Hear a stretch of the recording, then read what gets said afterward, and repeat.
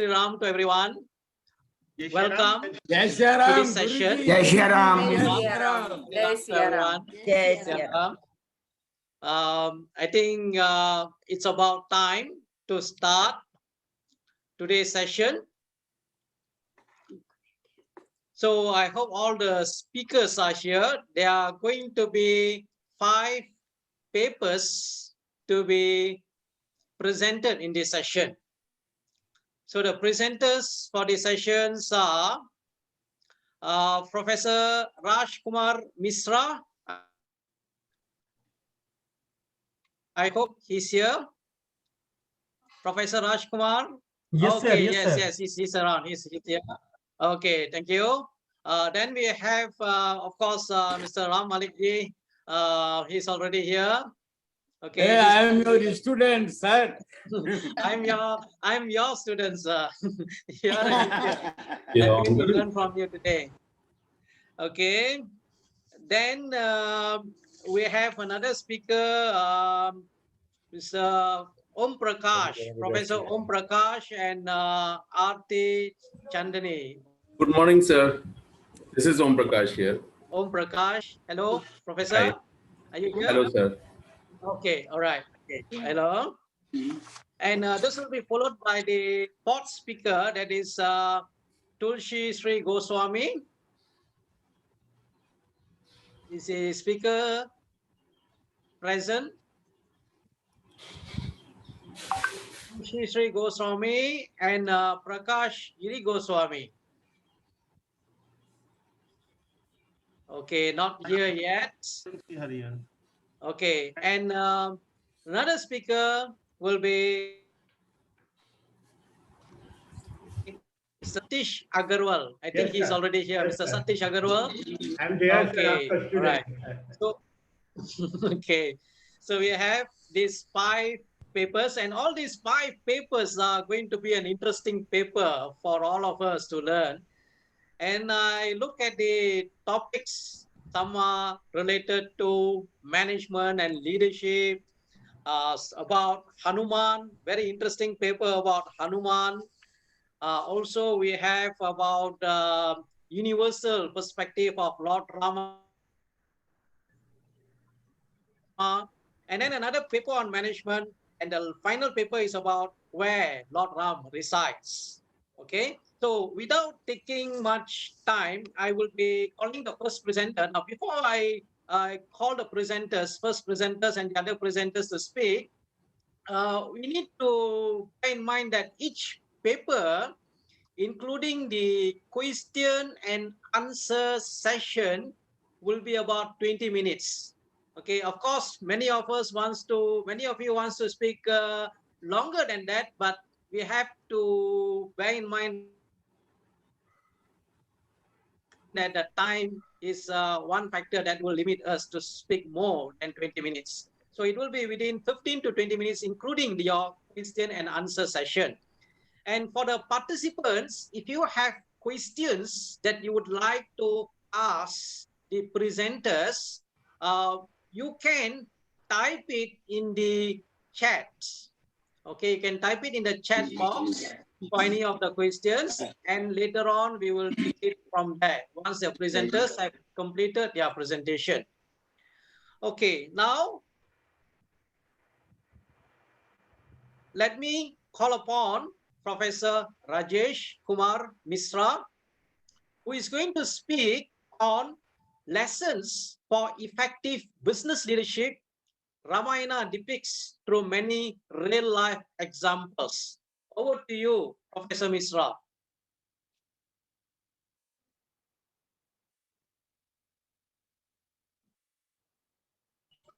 Thank you, sir. So my screen is displayed, sir. Yes, you can see your screen. Yeah, thank you, sir. So lessons for effective business leadership. Ramayana depicts through many real-life examples. So this is my today's topic.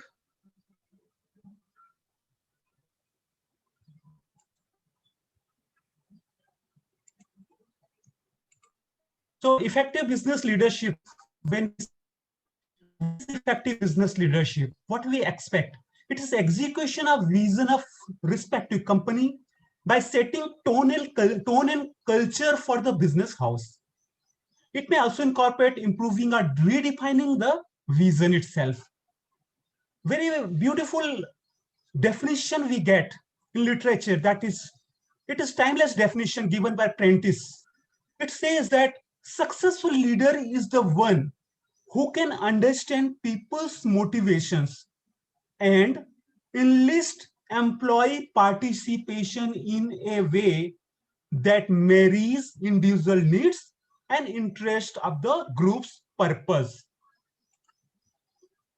Presently, when we see different business houses, employees often we find complaining about leadership. On the other end, leadership keeps complaining about difficulty in managing employees, missing team spirit, dedication. Apart from that, there are conflicts within organization. Maybe many times due to generation gap, which is increasing, or other dividing factors, maybe local factors or some other factors, divisive factors are many. Across the globe, the surprise is that across the globe, there is no dearth of quality management institutes and quality skilled employees and workforces. Additionally, nowadays we are finding there are high-ranked leadership institutes and coaches available in abundance across the globe. This phenomena, contradicting phenomena, clearly indicates there is some definite area in this. Now, solution, it can be explored through Ramayana. Ramayana, it is religious text, but it is also a great exposition of human and organizational behavior. Ramayana demonstrates two kinds of leadership: new leadership order and old leadership order. We'll see in next slides. So narrative of two contrasting leadership we find. Ravana, an established king who, ignoring alliances, technologies, was confident of his strategic position, which he was separated by sea. He was confident that nobody can cross sea, and was dismissive of emerging challenges. We'll see in case studies. Few case studies we'll just see how it happened. Then Lord Rama on the other end, new emerging leadership he's representing, new alliances he forms with monkeys and bear, etc. Then technologies he uses, bridge over the sea has been built. It is a unique technology. Still, we have to find out what is that as far as scientific understanding is concerned. And with a strong value system, he was humble but inclusive. So Ramayana provides one of the best scriptures to look for lessons to fill up gap areas in modern business leadership. Let us see next slides. Case one case I'm taking, when Ram, along with his army of monkeys, or Vanaras, rather we should say it is better word, arrived at the source of the sea, and they were required to cross the Lanka. One thing where I want to emphasize is that arrival of Lord Rama's army at this shore itself became a matter of big concern for citizens of Lanka. In that situation, now let us see contrasting behavior of two leaders.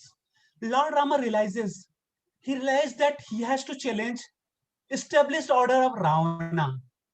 It was a big threat as far as at present status of Lord Rama was there. So weakness was there. He has to build an army for that. He has to make alliances to strengthen it. Second part, suppose we see Ram. So what Lord Rama did? He allied with monkeys, Vanaras, and also makes a strategic alliance with Vibhishana when he got opportunity, who was familiar with the local conditions. He was also well aware about the strengths and weaknesses of the Ravana and his allies. On the other end, what Ravana did? Ravana completely ignored advices of his own younger brother Vibhishana himself. When he said, "Jad se hi gar mita do yah, arpan kar do unki Sita ko, Raghukul pati se mitrata badha, balwan banao Lanka ko." On the contrary, Ravana humiliated Vibhishana, throws him out for expressing dissenting opinion. stating that क्या काम इस जगह है उसका जिसने बैरी से प्यार किया, ले माया ममता त्याग आज मैंने तेरा त्याग किया. Let us see case 2. A second case study, let us take, where subsequent incident we are analyzing. Here, Lord Rama started consulting his team members to deal with immediate problem of crossing the sea to reach Lanka. Just see, he started consulting his team members, especially he seeks opinion of Vibhishana, who was familiar with local condition. On the contrary, he himself sent his own loyal minister Shuk and Saran to spy. He totally ignored their advices. When Shuk said, संशय की रही बात ही क्या, जब स्वयं देख हम आए हैं, निश्चय ही अपनी ताकत से वे ड्योढ़े और सवाए हैं. सीता को देख कीजिए संधि, जग में यदि जीवित रहना है, अन्यथा हमें यह दिख रहा उनसे लड़ना खुद मरना है. On the contrary, Ravana got very angry on them, thrown them out. Very good word is it is given in Radhe Shyam Ramayana. Ravan हुआ नेत्र हो गए लाल, लात मार दरबार से दोनों दिए निकाल. So here suppose we see Lord Rama consulting his team, his respect for all members, and his intention to ensure involvement of all in decision-making process. This is an important lesson for business leadership. Lord Rama giving special importance to Vibhishana was a sign of respect for experience and knowledge. On the other end, Ravana was not willing to listen to his own loyal minister Shuk's views, forgetting that himself assigned them the task to spy about the strengths of Lord Rama's camp. Listening non-conformist views, Ravana got so angry that he treated his own senior experienced two ministers very badly and disrespectfully thrown them out. Just see how contrasting these two leadership are. Now let us see last case study. It is more important to see, we normally listen that with friends how we deal, that do not give your own characteristics, that is not demonstrating your own characteristics. It is more important how you behave with enemies. Third case study, two different incidents when secret agents of opposite parties are caught on different occasions and how they were treated by Lord Rama and Demon King Ravana respectively. Let us analyze this thing. So first case, how Demon King Ravana treated. Lord Rama sent Hanuman to just locate Mata Sita. Hanuman, after locating Sita, after taking permission from Mata Sita. On the other hand, Ravana ordered to catch him when he got the information that he is taking fruits and spoiling his gardens. So when Hanumana was brought in front of him, just for this sake, he got in anger. He desired to kill him. With intervention of Vibhishana only, he could at least restrict himself. On the other side, after getting the news of arrival of Rama, when Shuk and Saran were sent, but they were identified by Vibhishana, they were caught, brought in front of Lord Rama, and informed about these two spies. See how Lord Rama treated them. He just comforted them. He asked about them that what they are doing. And when both Shuk and Saran stated their truth, that they were sent by Rama to spy and know strength of army, about quantum arsenal with them.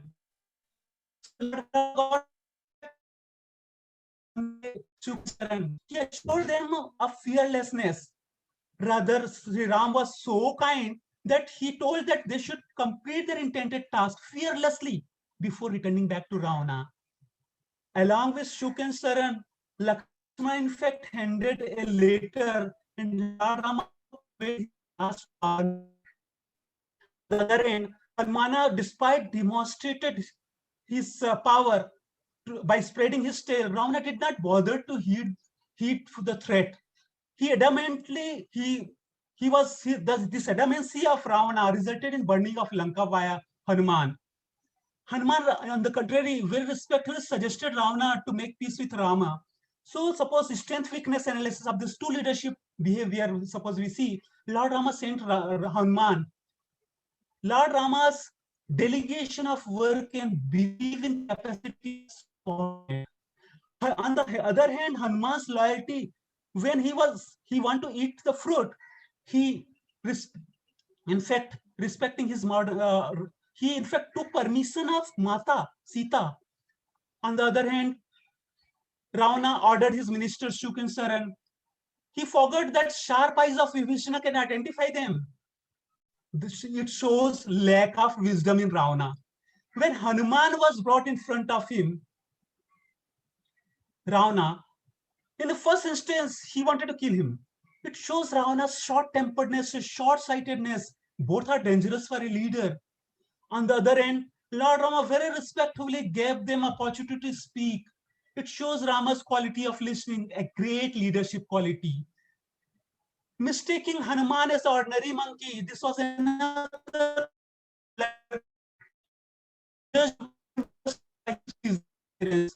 leadership blunder.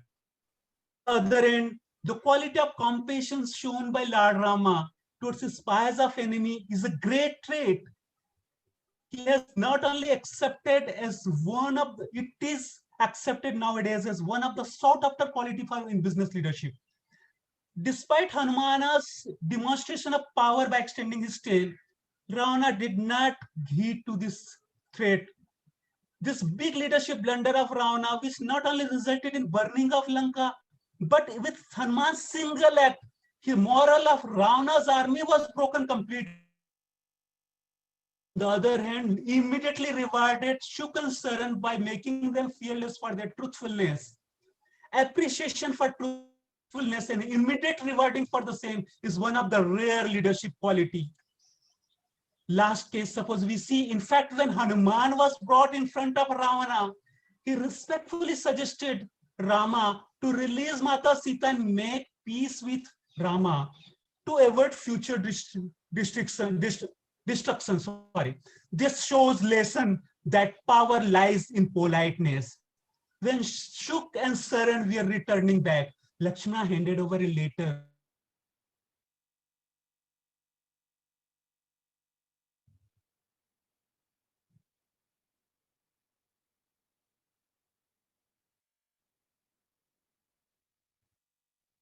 Always adopted inclusive leadership. Suppose now we analyze and conclude these two leadership qualities to measure leadership qualities which our business leadership need to learn to solve the problem, major problems which they are facing nowadays.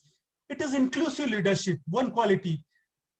How it is defined? It is very well defined by Bolden in one paper that leader ensures that all his team members feel a sense of belonging and a value, are provided with resources and support required to achieve their full potential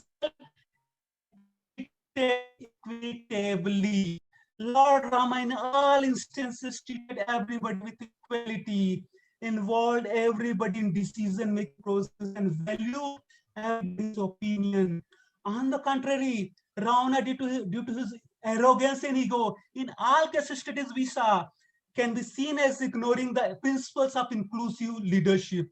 Ravana never bothered to involve his team in decision-making process. Even when he was suggested to return Mata Sita to make peace with Lord Rama by Hanuman, his own brother Vibhishana, his wife Mandodari, even by his two loyal ministers Shuk and Saran, all were treated very badly by Ravana for expressing their dissident opinions.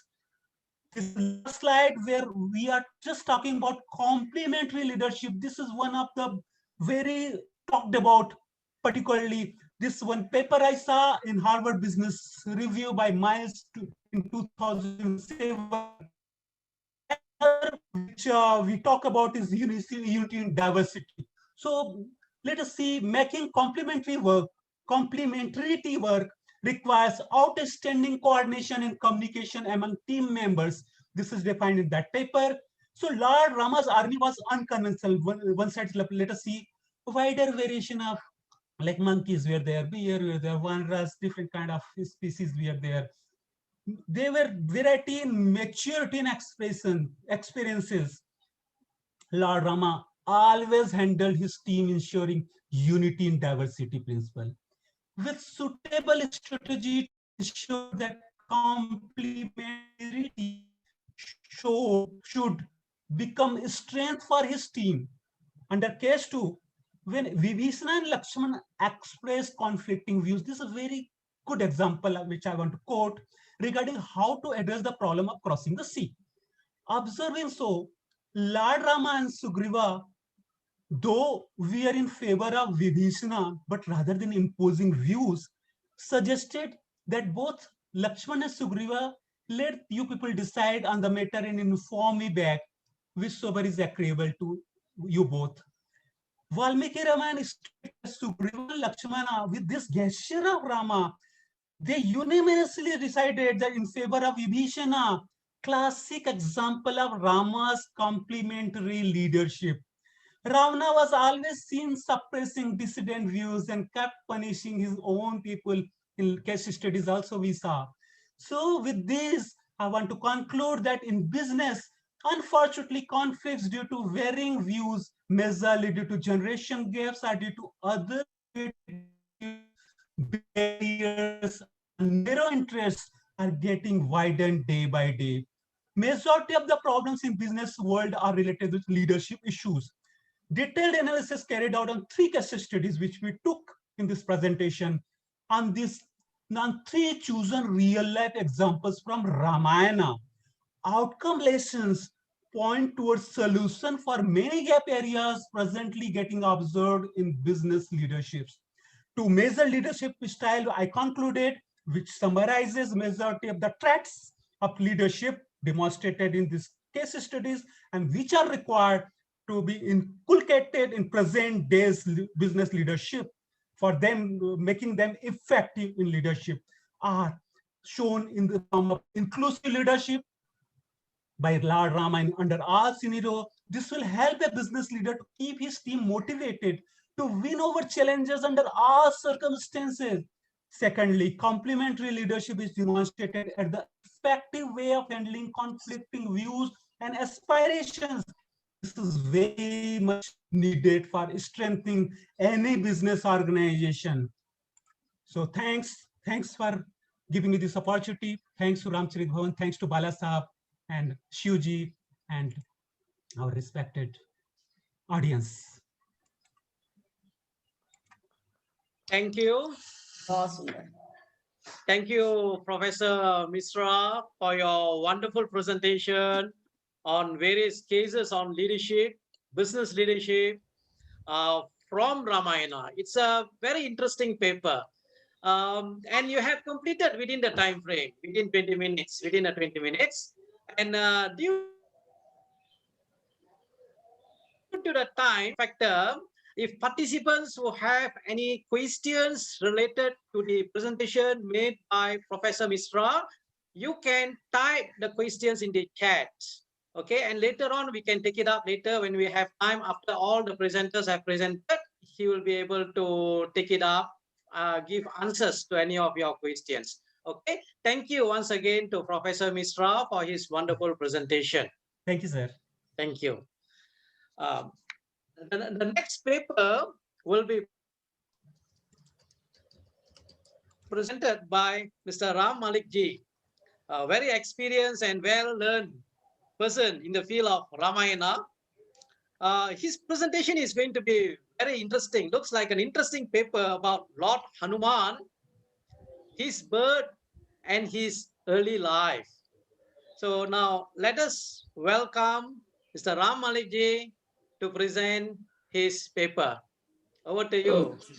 Thank you, sir, for giving this opportunity to me. I am not a researcher or an academic person. I was just a technical director and I learned only now a few things from you and Omji. So let me start. Lord Hanuman is a popular Hindu deity. The story of his meeting with Bhagwan Ram and his subsequent activities and accomplishments have been narrated in great details in all Ramayanas and all other Ram Kathas.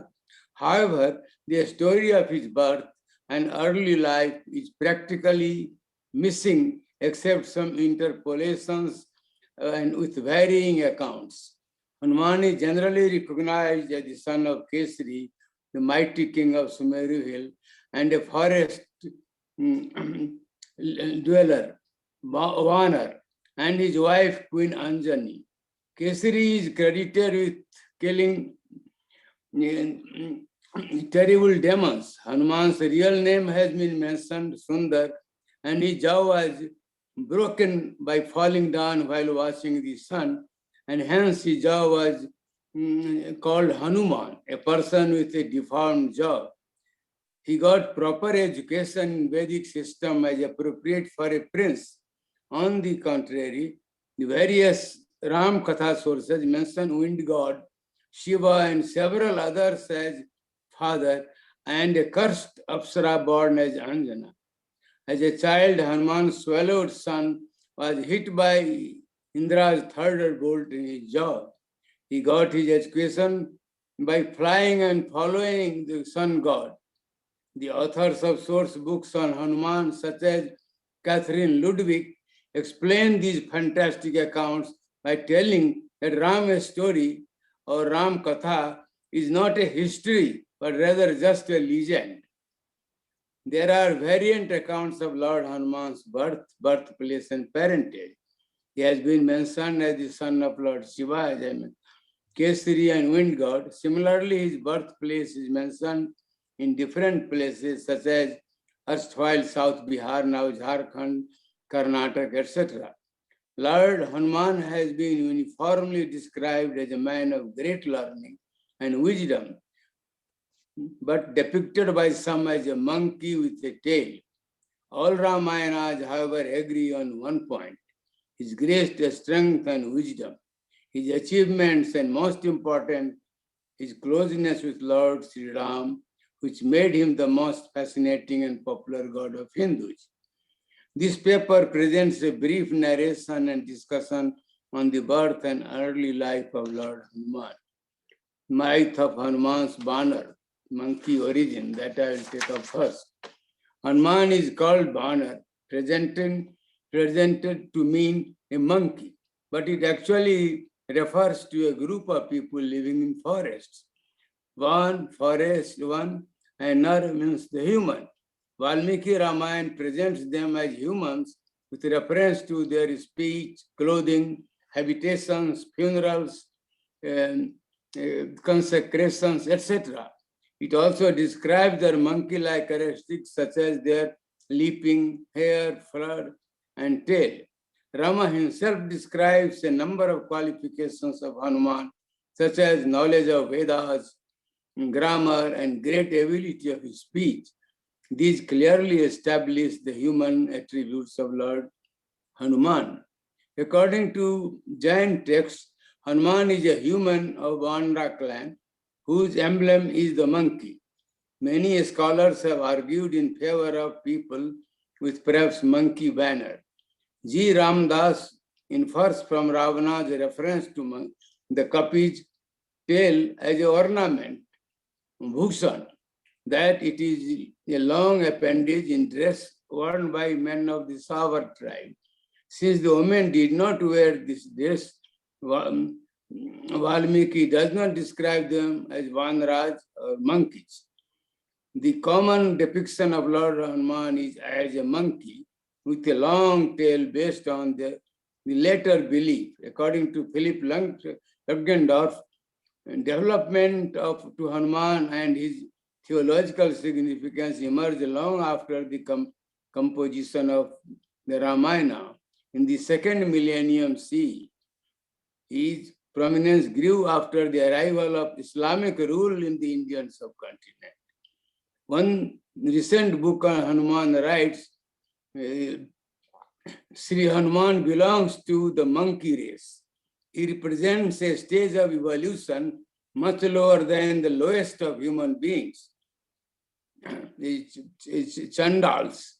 It is the story of an individual lower than a Chandal, rising to a stature of a god by sheer strength of character and one-pointed devotion, Hanumat Vibhuti, by Chinmaya Mission. This depicts a racial bias and prejudice among some scholars. Father Bulke, a Christian missionary living in India and a great researcher on Ram Katha and a reputable professor in his Ram Katha, has discussed this in great length. He describes the honor and reach as on forest dwellers with banners of monkey and bear. He compares this with the British lions and Russian bears based on their flags. Based on the decades of association with forest tribes, he mentions that Hanuman Gotra people are still living today. Now, birth of Hanuman.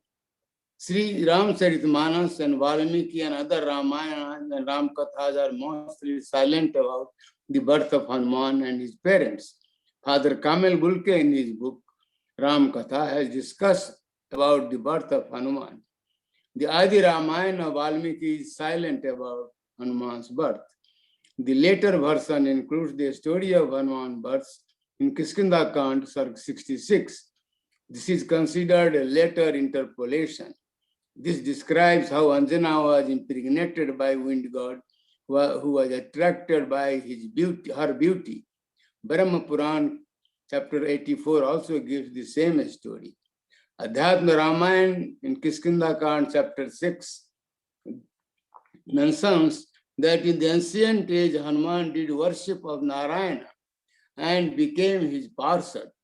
Later, by Narayana, Maya Sakti was born as a Vanar. Lord Hanuman, mentioned as the son of Shankar, Kesari and wind god, and depicted as monkey with a tail, many scholars talk about his non-Aryan origin, even though he is described as a great grammarian and a Vedic scholar. All sorts of mythical accounts have been generated over the years. We'll briefly go over them. The simple story that comes out of the folk lores in the countryside and some other sources is as follows. Kesari was the ruler of and a local chief of a forest kingdom in Sumeru. He killed a demon named Sambhasadan, who was tormenting the sages.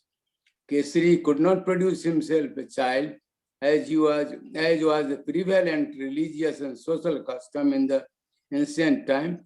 Kesari's brother Shankar was selected to produce a child by the prevalent custom of Niyog from Kesari's wife Anjana to continue the progeny. As Anjana refused any physical contact with Shankar, the seed was collected in the tube and was impregnated. She was impregnated by artificial technique of blowing with air. Some of the mythical stories reported in various sources are Valmiki Ramayana. Anjana and the wife of Kesari is a very beautiful woman. Vayu, the wind god, sees her and gets attracted. He disrobes her and makes her pregnant. Puranas, Lord Shiva is in the company of Vishnu in the form of beautiful lady Mohini. His seed fell down and was picked by wind god, who took this to Anjana. She becomes pregnant and gave birth to Hanuman. This third one is when Dasaratha, the king of Ajodhya, has handed the sacred pious by Agni Deva to be given to his wives so that they might have divine kids. A bird snatched a fragment of this and dropped it where Anjana was engaged in worship. Pavan Dev delivered that fragment of pudding to the outstretched hands of Anjana, who swallowed it. With the grace of this, she gave birth to Hanuman. Once Shiva and Parvati were fourth one, were playing in the woods in the form of monkeys. Parvati became pregnant. The fetus was given to Vayu, the wind god. Vayu gave it to Anjana, who was doing austerities at that time in order to obtain a son. Fifth one is Shiva indulges in an obscene act with Mohini in the form of Vishnu, and semen gets transferred to Anjana, giving birth to Hanuman by wind god. 6. Both Shiva and wind god enter Kesari, who then unites with Anjana and gives birth to Hanuman. And the 7th story, Ram as a monkey mates with Anjana and produces Hanuman as described in Thai Ram Katha, Ram Jatak. Ram had become a monkey in the forest while searching for Sita and eating a fruit. Produced by Rama and Sita as per Malay Hikayat Maharaj, both become monkey while bathing in an enchanted pond. Sita becomes pregnant and Ram extracts the unborn fetus, which is carried by wind to Anjana. Philip Littgenbart comments on this in a book, Hanuman's Tales. Why so many stories? And can all of them be equally true? The standard answer is that the multitude of stories are ascribable to the difference of eons, Kalpa Ved, alluding to the cosmic chronology codified in the Puranas. He also comments that, needless to say, these stories will be unacceptable to most modern Hindus. Indians do get angry when someone calls Hanuman as monkey or monkey god, but it is our production that we made him monkey. Hanuman's birthplaces. Valmiki Ramayana locates the birthplace of Hanuman in Anjiri near Hampi, Karnataka. Several other places have been mentioned as the birthplace of Lord Hanuman. Anjana Hills in Gumla district in Jharkhand, earlier South Bihar. The Anjaneri mountain near Trivarekeswar in Nasik district, Maharashtra. Lakshika Hill near Surajgarh in Churu district, Rajasthan. Early life and education. The child of King Kesari and Queen Anjana was named Sundar. His jaw was broken, as I said before, by falling down while washing the sun, and hence nicknamed Hanuman, the person with a broken jaw. The royal prince went through his Yagyopavid Sanskar, the formal thread ceremony, and formal Vedic education, befitting the prince under the teacher named Surajdev. The earlier Ram Kathas typically mention Hanuman as wise and learned person. Rama himself describes the qualifications of Hanuman, such as knower of all Vedas and scriptures, a scholar in 9 schools of grammars, possessing great ability in faultless speech and sentence making. Important stories related to events in Hanuman's childhood are: believing the sun to be a ripe fruit, Hanuman leaps up to the sky and devours the sun. This caused a great consternation in the universe. The gods prayed to Hanuman and Hanuman released the sun. This is narrated in the famous Hanuman Chalisa of Goswami Tulsidas. Older narration of Ram Katha mentions that as a child he saw the rising sun and jumped forward from a hillock. He fell down in a stream below and was seriously injured, breaking the jaw. Third is, another version of the episode is that when Hanuman pursued the sun, he was hit by Vajra, thunderbolt by Indra. His jaw was hit and distorted, giving him the name Hanuman, a person with distorted jaw. He fell down unconscious and his father, wind god, stopped air and living things could not breathe. Indra withdrew his effect of the thunderbolt and gods blessed him with all sorts of boons. Hanuman approached sun god, the fourth one, for his education, but sun expressed his inability as he was always on move and changing in direction. Hanuman enlarged his size and stood on one leg in front of him, holding his other leg in the sky. Thus, sun kept moving and educating him at the same time. Another story is that he followed the sun as he was traveling around the universe, and he went on teaching, and Hanuman learned all this, got all the education. fifth story that is coming and popular is Hanuman was a mischievous child and bothering the rishis and disturbing their articles of worship. They cursed him that he would forget his strength unless reminded by someone. Because of this, Hanuman could not help Sugriv against Vali. He went in search of Sita only after Jamban reminded Hanuman of his great power. Now the concluding remarks. The depiction of Lord Hanuman as monkey god with tail and his monkey and has mostly obscene stories about his birth have been criticized and discarded by several scholars. Father Kamil Bulke simply calls these writers Kushila, perhaps meaning person with corrupt mentality. Other scholars like Catherine Ludwig simply explain these, as I have told before, as fantastic accounts telling that Ram story, Ram Katha is not a history, but rather a legend. Repeating the earlier note of comment Philip Ludgenwer on his book, Hanuman's Tales, why so many stories? I repeat that and can all of them be equally true? The standard answer is that multitude of stories are ascribable to difference of eons, alluding to cosmic chronology, codified by chronology. He also comments that needless to say that these stories will be unacceptable to most modern Hindus. Indians do not get angry if someone calls Hanuman as monkey to God, but it should be noted that we have made in India and we created this false conception. I repeat this because I feel very badly about the whole thing. Hanuman is very dear to me from childhood. So there are so many unknown facts about Hanuman, how he ended up with Sugriv in exile. If he was present in Kiskindha earlier with King Bali, why Jamban did not remind him to accompany and fight the demon Mayavi, the son of Dundavi?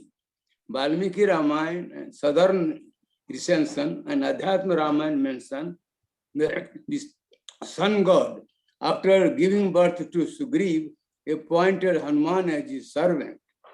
There is no clarity on these facts. However, one thing is undisputable, his close association with Lord Ram and Mother Sita and his rise to the stature of a popular and powerful god by sheer strength of one-pointed devotion. I request my scholar and research friends in Manthan and other outside to include a study in Hanuman in their project, not leaving the Christian missionary to come to India and a study of our American research to research on Hanuman. Thank you very much, sir. Thank you. Thank you, sir. Thank you so much, Professor, not Professor, Mr. Oh, You student. can be a professor too. Student. Okay. Very good And- that you have presented. बहुत knowledgeable. Very detailed analysis of Lord Hanuman. In fact, there are many research that have been done about Lord Hanuman. There are also theses. Let me check from my files if I'm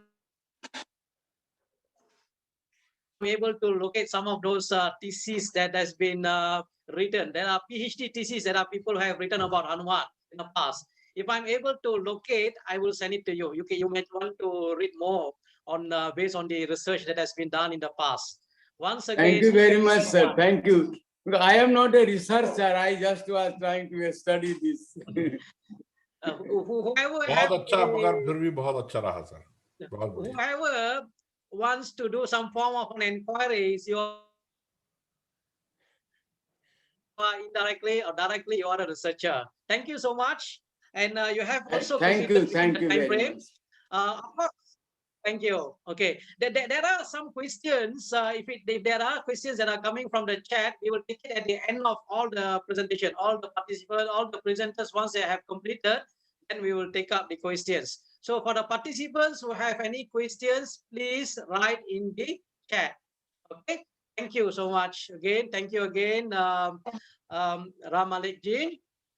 Thank you, sir. Thank you very much, everybody. Thanks. Let us now move into the third presenters. They are presenters here. Paper on Sri Rama, the Universal Ideal by Professor Om Prakash and Professor R.D. Chandani from Symbiosis Institute of Management. Professor Om Prakash and Aarti, are you here? Yes, sir. So I'm Om Prakash Lalchandani. Okay, So all right. I'll Over be to you now, presenting. Professor. Yeah. So Ram to everyone, and I'll be presenting on behalf of Aarti, and Aarti has been the co-author for this paper. And I, for myself, I am not a real great scholar as far as Sri Ramayana studies are concerned, but of course, I have a little bit study. I have studied Sri Ram Charitmanas, and a little bit I have a knowledge on Sri Valmiki's Ramayana. And as you said, sir, that there are so many several Ramayans, so a bit from here and there. So I tried to incorporate this into my paper, the principles of Sri Ram, whatever I was able to learn, because I'm not a great scholar, but at least whatever I could understand and interpret after the reading from Sri Ram Charitmanas and Ramayana. So I'd like to incorporate that and like to share my PowerPoints. Just give me a second.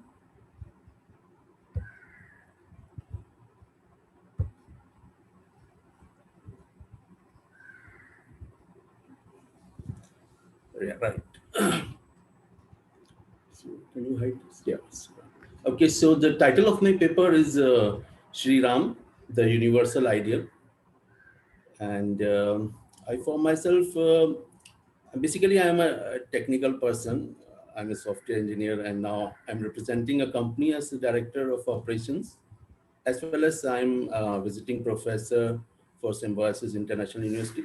To be very specific, for Symbiosis Institute of Computer Science and Research. So I'm a visiting professor there, teaching several information technology subjects.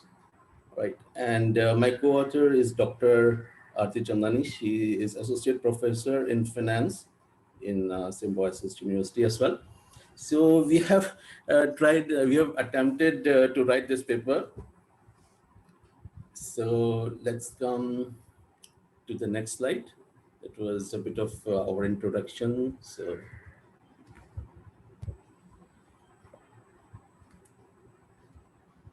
okay, so the agenda for this brief presentation, I guess it's just 20 minutes. So I thought that I'll just briefly present our paper. Though paper is quite lengthy, runs around 20 pages or so, but try to make it concise. So what I would like to speak today is on universal ideal as well as universal machine. So I'll explain about universal machine. But of course, universal ideal, I mean, I'm quite happy to be participating this wonderful conference where people are so much knowledgeable. Dr. Balakrishnan himself has been extremely knowledgeable, and I was really enlightened about so many different aspects of Sri Rama. So, but I will talk more about what I mean about universal machine, and then a bit on ethics, the path of righteousness, and how it is a universal concept, and how everyone, all the even the technical companies are now focusing on ethics, and it has originated from the principles of Sri Rama himself.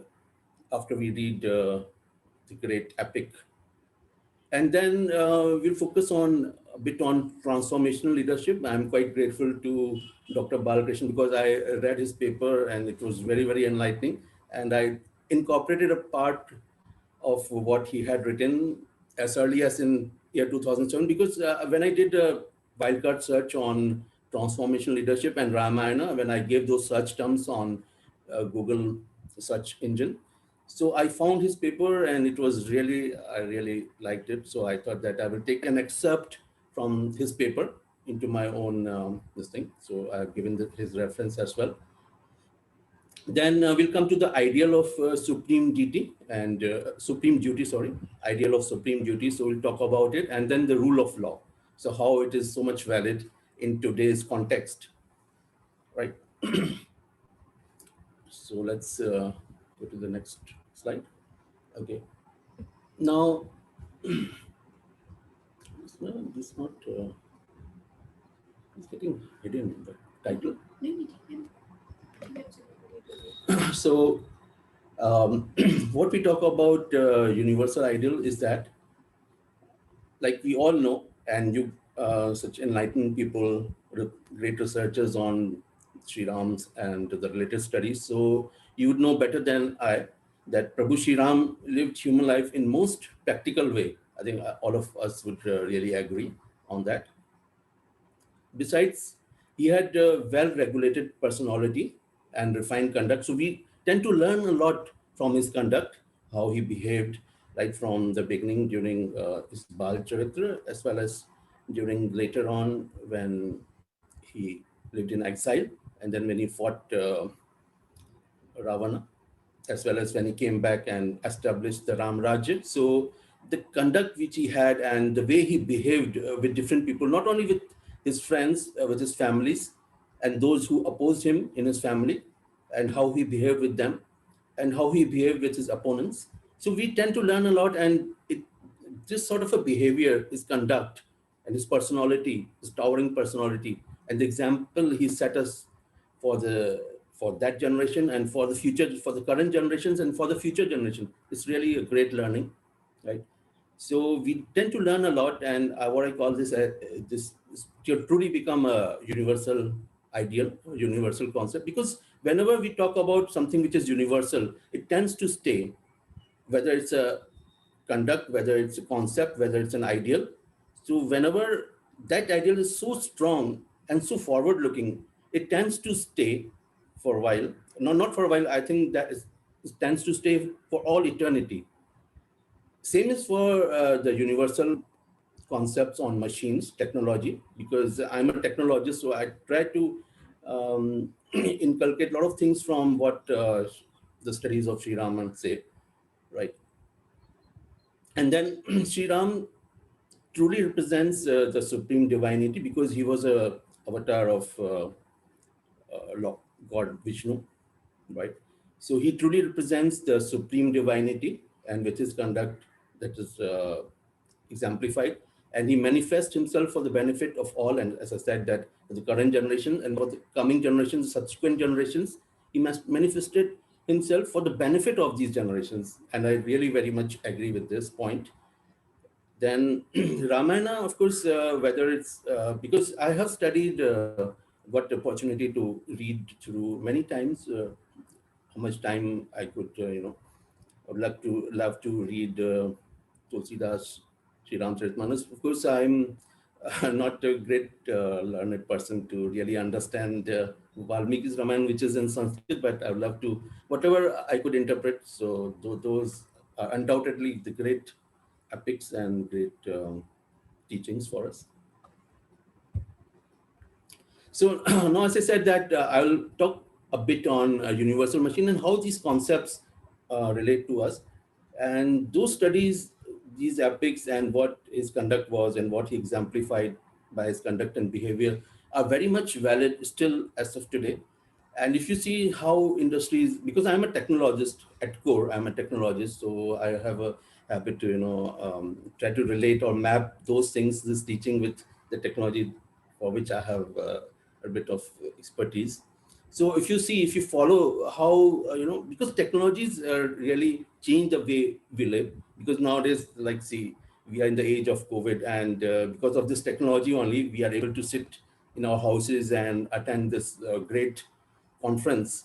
Otherwise, it would not have been possible at all to attend this in such a great level. So it's a technology which is driving us, and it is a technology which changes the way we live.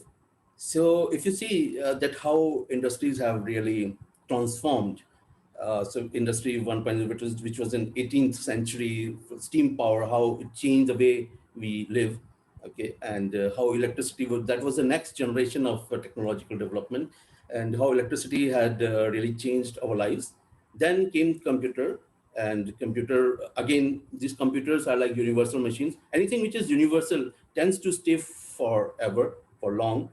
Like most of the machines like steam power, electricity, these are the equipments or technologies which are universal in nature and which tend to stay for a long time, I think forever, right? So is computer, and the way computer has changed the way we work, and of course internet and digitalization, which is the current state of affairs of our industry at the moment. So we are in industry 4.0, which is driven by internet and digitalization.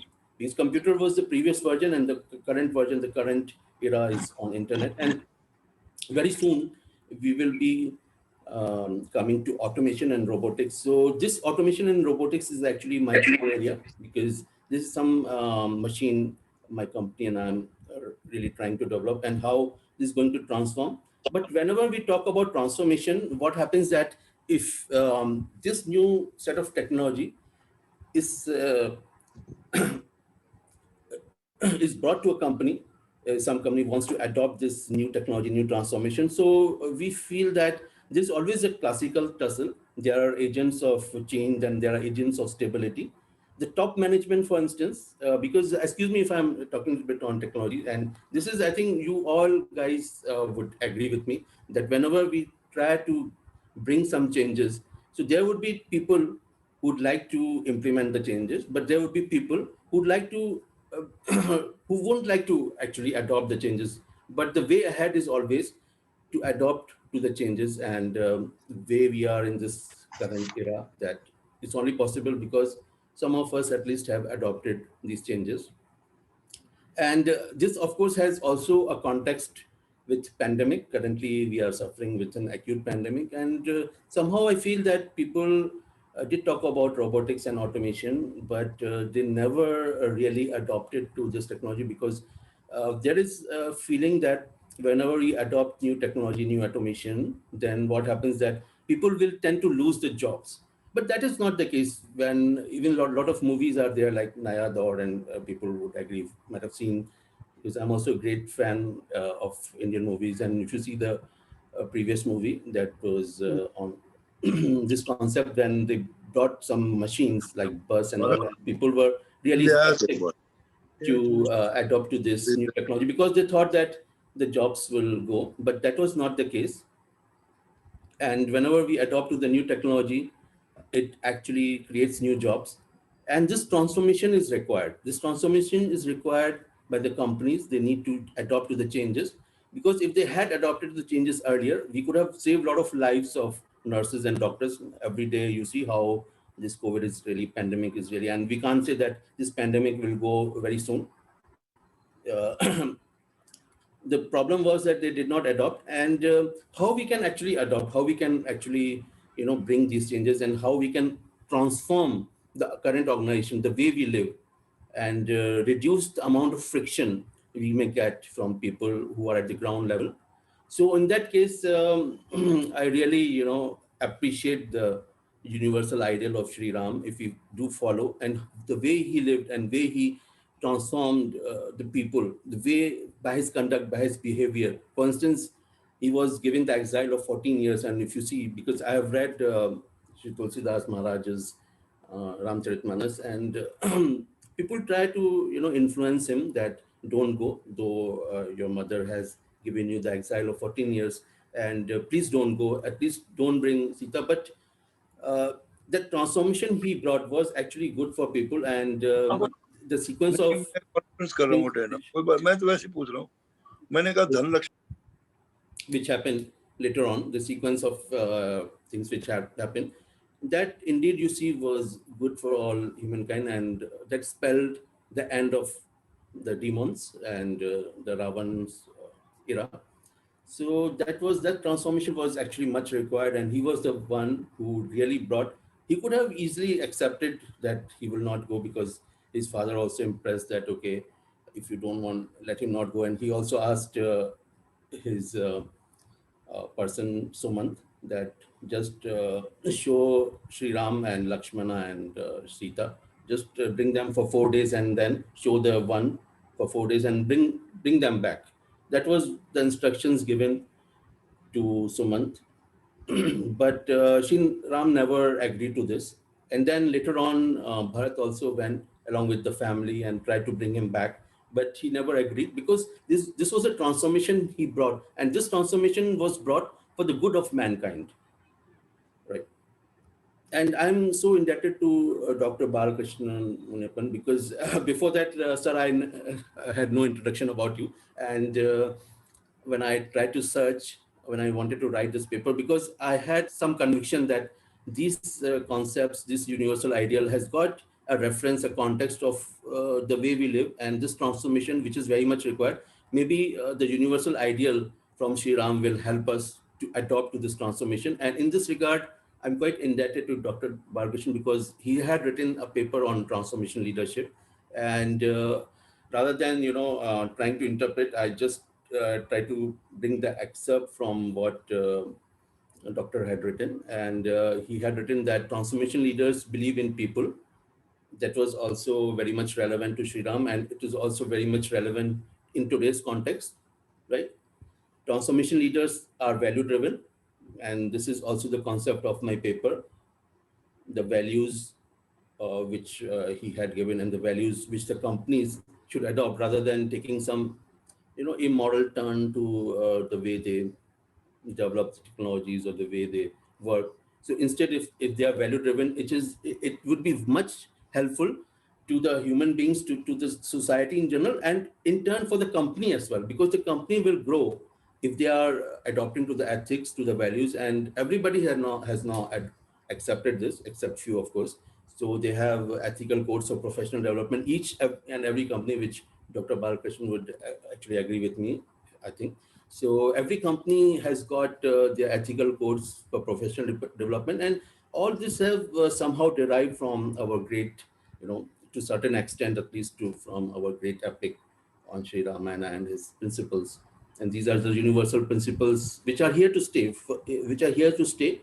forever, I guess, for all eternity, because these are universal, and this will always have context for today and in the coming generations, not only for the people but also for the companies, for the corporate life. Then what was represented in his paper was transformation leaders have the ability to deal with complexity, ambiguity, and uncertainty. So always, whenever there is ambiguity, because I have read some of the principles of management, and they say that it's always better to take a decision. Maybe it's a little bit wrong decision, but ambiguity, if we are in the state of ambiguity, if we are uncertain, then we don't go, we try to stagnate, we don't move forward. And this transformation leaders, which can actually derive companies, they can derive people, they can derive machines or whatever, and the way the new transformation which they can actually bring, that is not possible from managers, because managers and leaders are two different sort of people. A manager can be a leader. Leader can be a manager. A leader can be a manager, but not every manager can be a leader, right? So transformation leaders, who are the transformation leaders? Who have the ability to deal with complex situations. So whenever something new comes, so that somehow brings very complex situation because there are people who would not adopt to changes. They will always, try to live with whatever it is, live with their own sort of a rice bowl. They do not want to grow because it is easier for them. It brings them out from the comfort zone. That is the reason they will provide some sort of a friction for any transformation. But transformation is always good. If you see the ideals of Sri Ram, what he had done basically, he brought various transformations. And what was the result? The end result was the establishment of Ram Rajya. And that is for every country, the welfare state. Every country has an object to become, even India's object to become a welfare state, which is good for everyone. So that has derived from the principles of Ram Rajya. So this was about the transformation leadership. Then all these things relates to what I said. Anything which is constant is change, because everything, if you see the way we live, the way we eat or what we eat, okay, the hospitals, everything has changed, has transformed. And that's why many, learned people say that if anything is constant, that is change. And very well, it's said that change is constant. And as I already, express my view that there would be the agents of change, which is the top management, because somehow they want to grow the company. Their object is to grow the company. They would take strategic decisions to bring up the changes. But then what happens that there are agents of stability, the ground workers, which they don't like to get the changes. And now we have seen in the era of COVID-19 how people never want to change. We asked them to use masks, but the way they have used the mask, only God can help us, because they will use the mask below the nose. I don't know, because I've seen many times while I was driving in Pune itself earlier in January, they felt that okay, now this pandemic was over, but there was a strict instruction that pandemic is really not over, and take care of, and nevertheless they will wear the mask, but they will wear the mask below the nose. So it was really funny for me to see, because I'm quite sure this did happen, and this did bring a new phase of very deadly infections. And every time you see, because there will be workers who will be not very much acceptable or amenable to changes. So there needs to be transformational leaders which can bring up the change, because managers or just seniors, or what should we call the directors and all, they really cannot bring the changes unless and until they have that characteristics, as I expressed in the previous slide. So they should have that characteristics. Only then they can bring the changes and transform the society for the betterment of our generations, and even the future generations. And that is also the concept of universal machine, which I'm trying to develop for hospitals and all. But I'm not going to talk much on that because this is a different conference, of course. But only what I wanted to say, that it actually helps. It actually helps to first learn what is the universal ideal of Shri Rama, and how it actually can be interpreted in the context of today's world, and how we can actually bring the transformation, right, in adaptation of the new ways we should live, and new things we should adopt. You can summarize in 2 to Yes, and again, 3 that's minutes what. due to the Yes, time sure. factor. Thank you. Right, sure, sir. sure. Yeah. So that was all I spoke about, that Lord Ram is man's supreme ideal of Dharma. And I think you guys would be much more knowledgeable and enlightened than I on Shri Ram's principles. He expressed about submission and discipline. Prabhu Shri Ram shone more for adornment of virtues than for his royal garb. He could have easily, and then compassion, what he taught was compassion and righteousness. Then the kingdom of Rama has become immortal, right?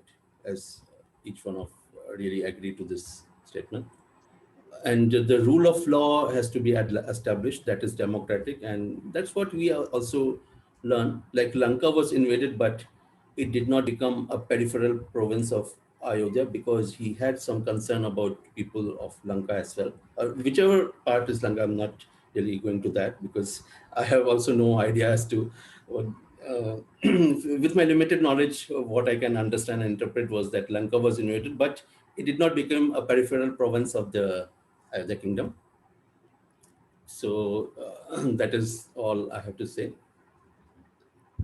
And the references which I had given, and of course these were the few references from where I had taken some of the ideas and written the paper on this which I presented.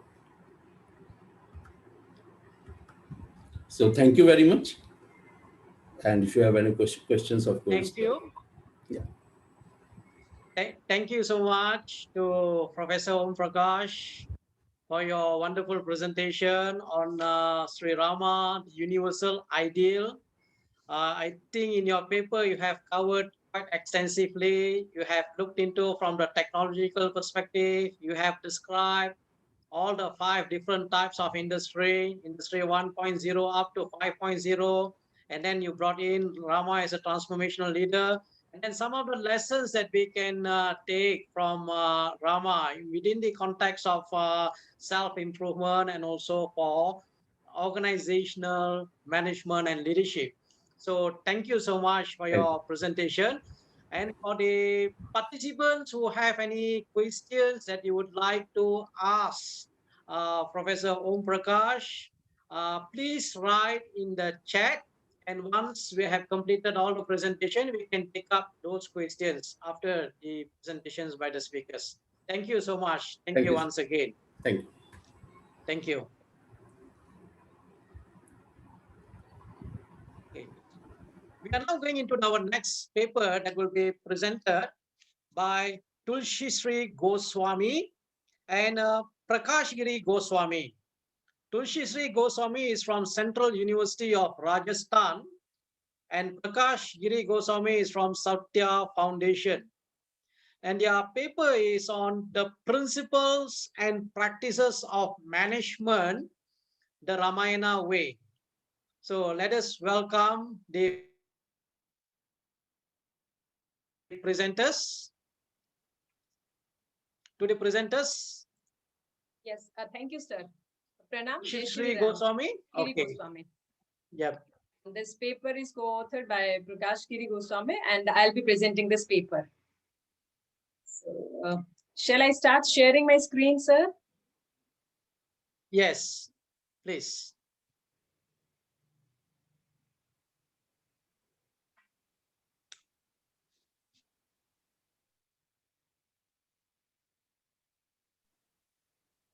Give me a moment, sir.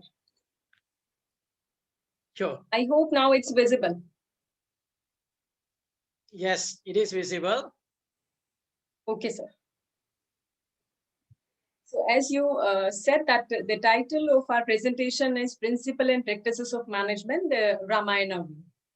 And first, let me share the contents of presentation. It will be like Lord Rama in Ramayana, and then I'll share something about the management in Ramayana, which we can see.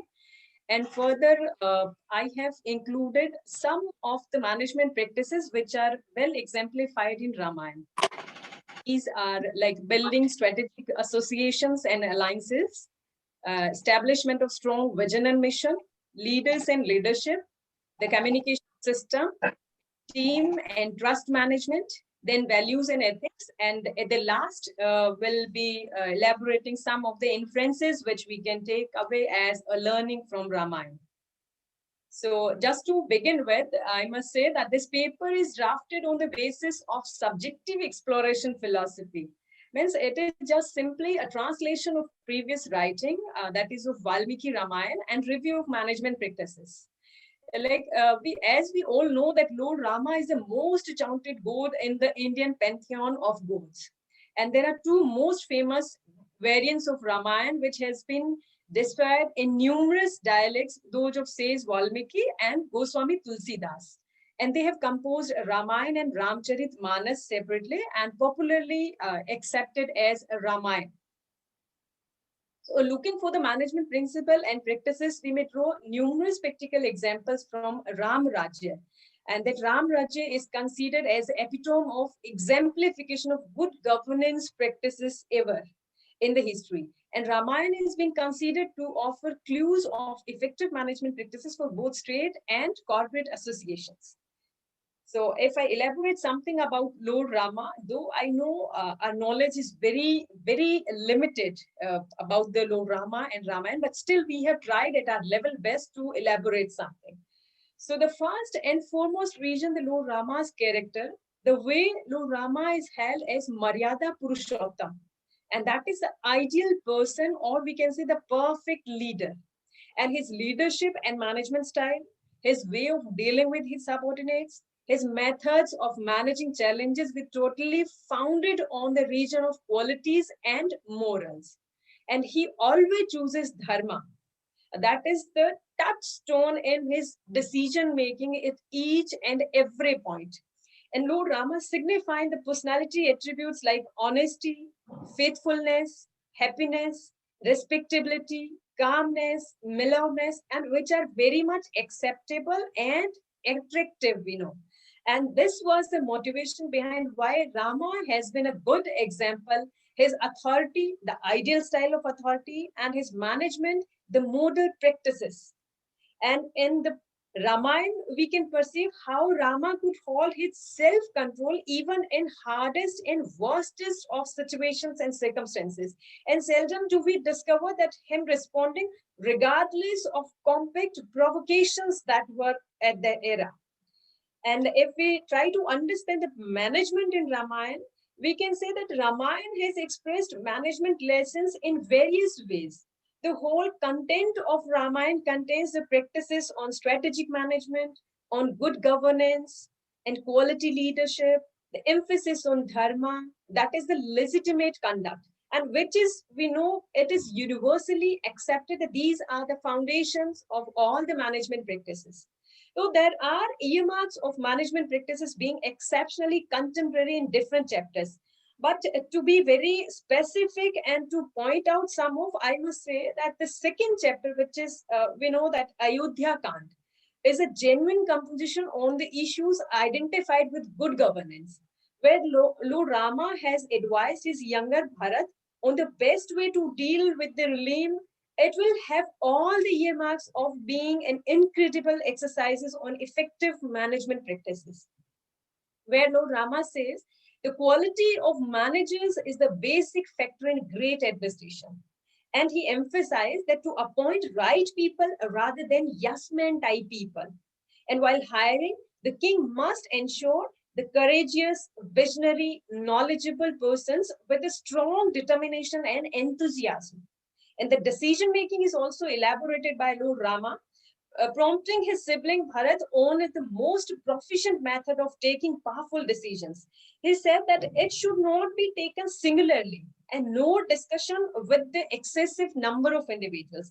Rather, it should be always with the consultation of a core team of ideal individuals who have a perfect intention to guide for the decisions in organizations concerned.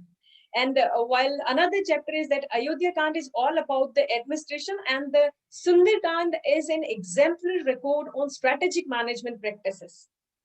So now if I highlight some of the examples related to the management which we find in the Ramayana is building strategic associations. It is universally accepted that networking plays an important role in success of every organization. So it is basic to curb the significance alliances and linkages that are mutually beneficial. So Lord Rama was one such master of fostering good relations and expert of cultivating great relationships for mutual gains. And an ideal manager would earn a great relations with the representatives in customers and so on to make the most of it for the association, for the mutual gain of both the parties. And in Ramayana, Rama's accomplishment was because of the solid coalition that is very well known to all of us, as we have read or as we have seen some of the scripts. Like the association with the Sugriv, Hanuman, Vibhishan were the key unions that reversed the situation in support of himself. And Jatayu's assistance was a key defining moment in the pursuit.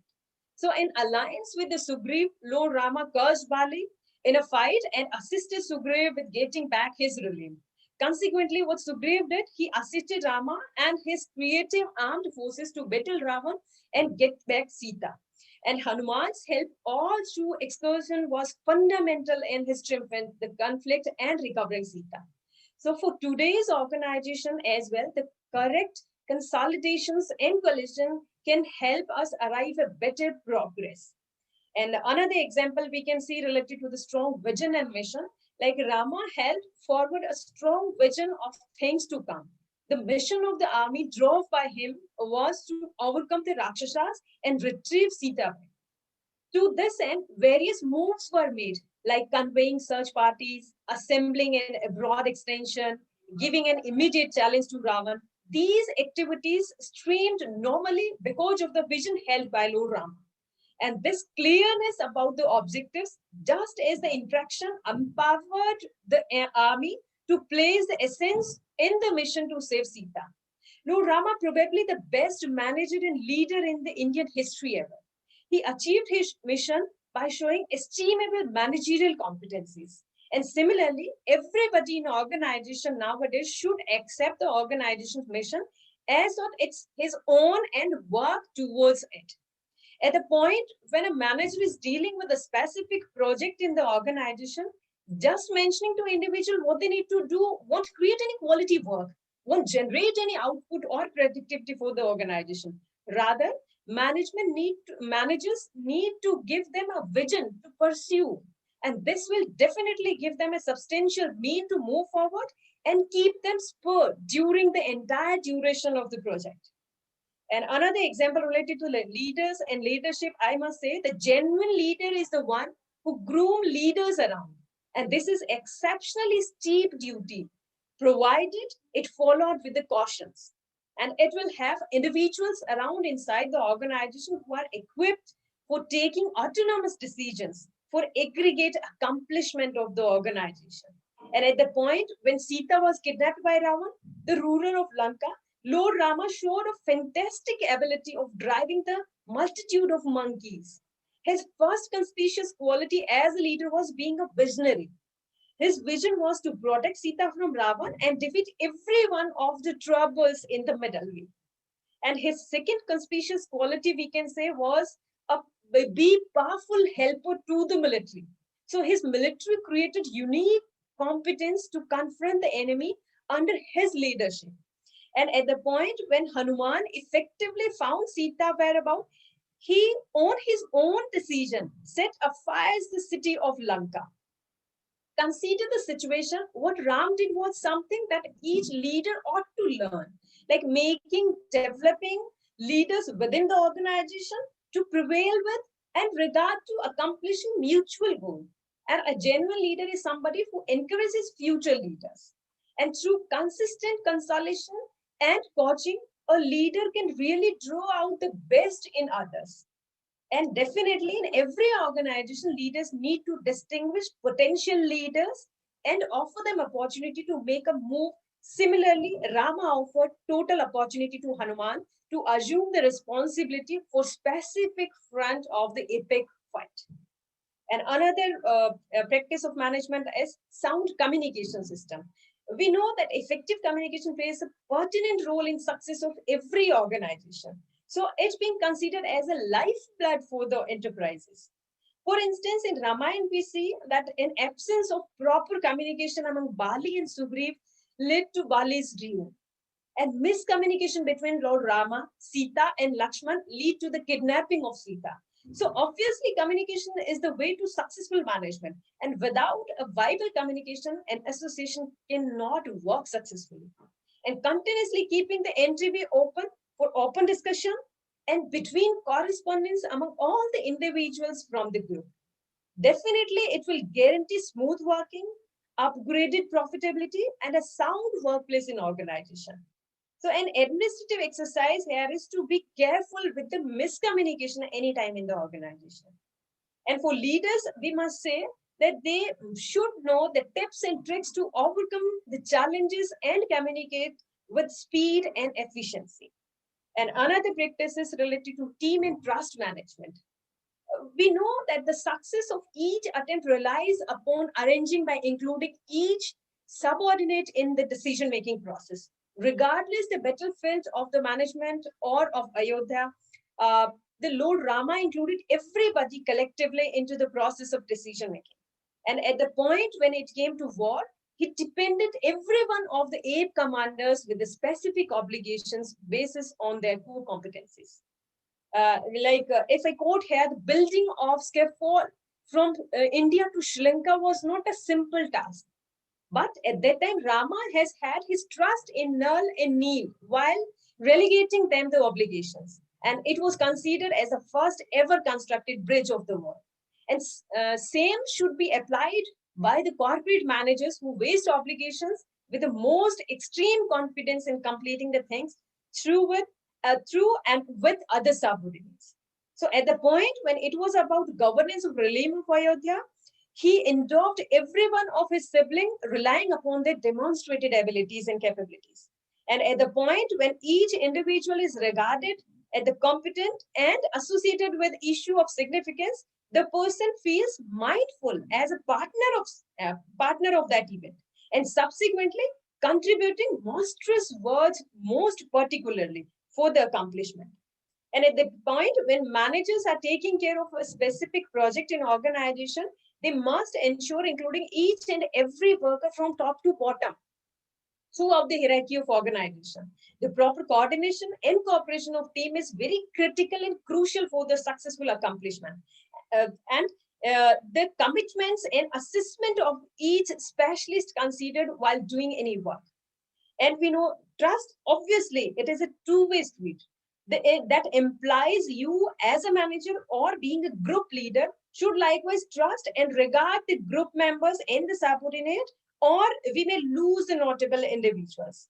At the point when Vibhishan deserted, Rama took him under his security, and he at that point stopped for a moment to chat with the different armed forces bosses, some of whom could not help contradicting Ram. Rather than refubbling them, Rama elevated their doubts and got them to acknowledge his choice. So everyone felt that yes, their feeling had been heard and that their complaints had been explained. So strengthening of subordinates to scrutinize his choice was a key and interesting nature of Lord Rama. And another practice we can consider, that is values and ethics. See, Lord Rama symbolized the Maryada Purushottam as a result of his exacting adherence to compliances and setup of convictions during that era. And he never forfeited morals to win the validity, rather he picked the alternate path. And in many events during the fight with Ravan, he decided to challenge Ravan head on instead of unethical trick. And even we can also remind here one event when Ravan was totally incapacitated by Rama, but he was permitted to leave the war zone securely. Such was the soul of Lord Rama. So leaders too, in the midst of pain, should show incredible strength as far as staying compliant with the intensively sorting out troublesome issues. And this is a glimpse of something of incredible profound in Ramayana. One can learn the extraordinary credits of incredible leaders, whether be it a corporate leader or in human life or individual's personal life. So Lord Rama was notable for his ethical lead and his push to stand forward to act as an exemplification of his qualities. And the whole Ramayana is an embodiment of morals. Ravan devised Sita and abducted her in absence of Ram. And still, after all these, Rama consistently followed the moral street to take Sita back. So Rama's ethical convictions are the most characterizing part of his character. And he brought moral dynamic in all part of his life. And he supposedly maintains his ethical implicit rules regardless of how troublesome occasions he went through.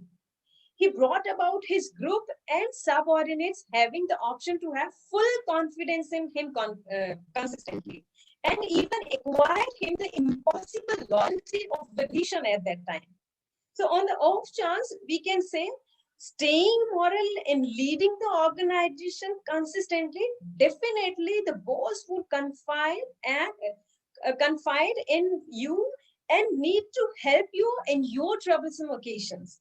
And this we just need to learn as a corporate leader nowadays. And the fight in Ramayana was better to set a model before the society to follow the words framework made by the society.